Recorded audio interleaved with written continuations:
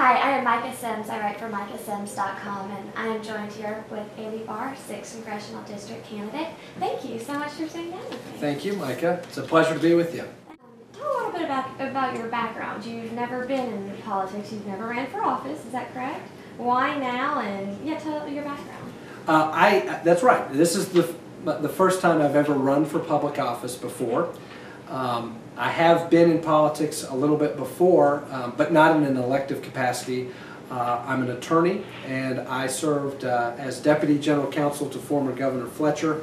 I also was a legislative assistant to a United States congressman from Missouri, a guy named Jim Talent. He eventually went on to become a United States Senator. But I've spent a good bulk of my professional career in private practice, representing individuals and businesses. And so I feel like I have a good mix of experience in terms of both working in the private sector as a private sector attorney and also as a government attorney for some time as well. Right. It's interesting because you mentioned the people, and in the district, in the 6th district, there's a lot, the majority actually is Democratic voters. So how would you, on a Republican ticket, get Democrats to vote for you? Well, you know, I mean, I've got a lot of friends who happen to be Democrats. I'm sure you do too. I'm sure all of your listeners and people who watch this program have Democratic friends. I've got independent friends, libertarian friends, Republican friends. At the end of the day, I'm a conservative, and I'm going to be true to those principles. I'm a Reagan Republican, and everybody knows that about me. They've known that about me before I decided to run for public office. I don't change, okay? I don't change. That's who I am. Those are my values, okay? But at the end of the day, what people, whether they're Democrat or Republican, want to see is a principled candidate, someone who is going to stand by their convictions, and even if they disagree, even if they happen to be a registered Democrat or don't agree with me on every issue, I think the voters will respect the fact that I have certain convictions. I can explain, and hopefully explain, why I believe in those things and believe in those principles, and let the chips fall where they may.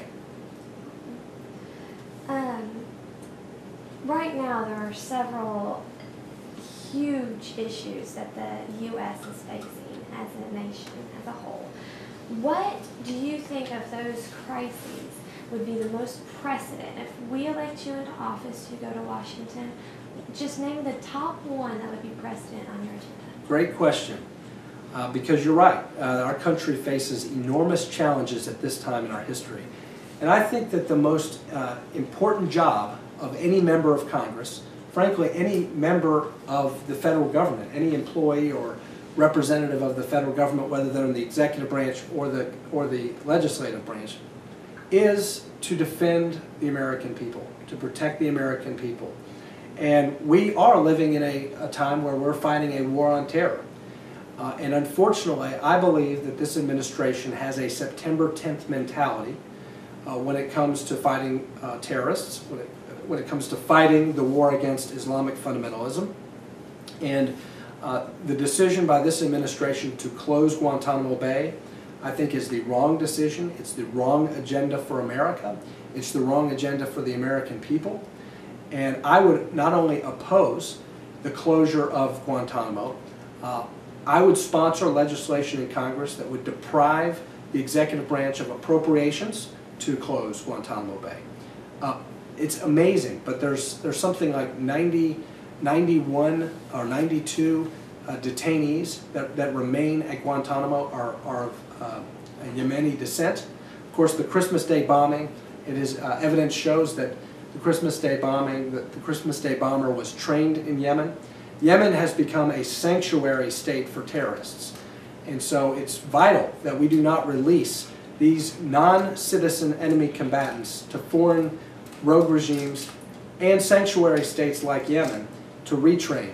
You know, there's like 47 cases of repeated terrorism by former detainees of Guantanamo that have been released. And so we need to be vigilant in the war on terror. And I'll tell you, it's offensive to me that this administration will want to confer upon these non-citizens American-style constitutional rights, rights that they are not entitled to. Trying Khalid Sheikh Mohammed, the self-proclaimed mastermind of 9/11, in federal court in New York, only miles away from ground zero, is simply the wrong agenda for America. I like what Scott Brown said. I mean, Scott Brown said your tax dollars should go to purchase weapons to fight terrorists, not lawyers to defend them.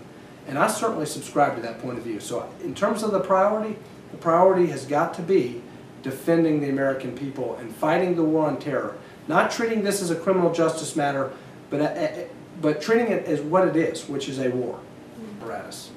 Back to issues that are going on in Congress. You know, this past summer, Congress passed a bill, cap and trade.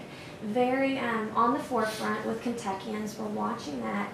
It went through Congress, now going through the Senate. If you had been a seated congressman from the 6th District in Kentucky when that came up to vote, how would you have voted and why? Well, I would have voted against cap and trade. I'm vehemently opposed to cap and trade.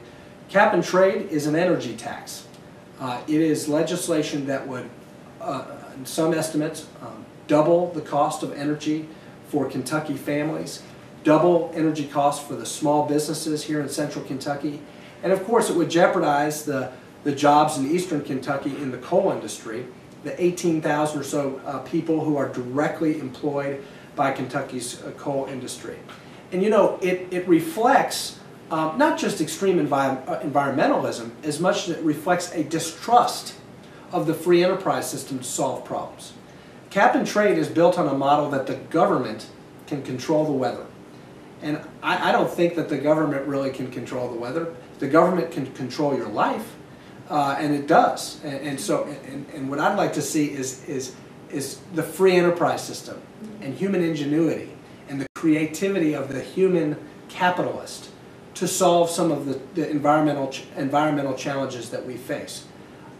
There is so much happening in terms of research and development in clean coal technology, in converting carbon emissions to oxygen through photosynthesis and the use of algae in connection with coal-fired power plants. Those are the type of innovations that can only happen in a robust free market. And when the government attempts to regulate, over-regulate through a cap-and-trade model or any other model, an industry like the energy industry, like the coal industry, I think it's a very clumsy way to try to tackle a problem. I think what we ought to do is unleash the creative energies of the American entrepreneur, not give the government more power to control our lives. One of the other bills that are on the forefront right now is the healthcare bill. What steps are you taking to educate yourself on this piece of legislation if you were to prepare yourself for the congressional seat? Well, I'll read as much as I can about it, and I've looked at some analyses of the difference between the House version as it currently stands and the Senate version as it currently stands. I try to read as much as I can. I read information that comes from the physician community, from the Kentucky and American Medical Associations, even though they may not always be on our side in terms of looking at the healthcare reform debate. I try to read editorials for and against. I try to read committee reports. I try to read the language of the bill. And as a lawyer, I have to say, the House version is over 2,000 pages. The Senate version is 2,400 pages long. It's extraordinarily complicated, as any bureaucracy creating legislation would be. And so you really just have to make sure you study the issues as closely as you can and read as much as you can and pay attention to what's in there. And unfortunately, when you look at the details, there's not a lot to like.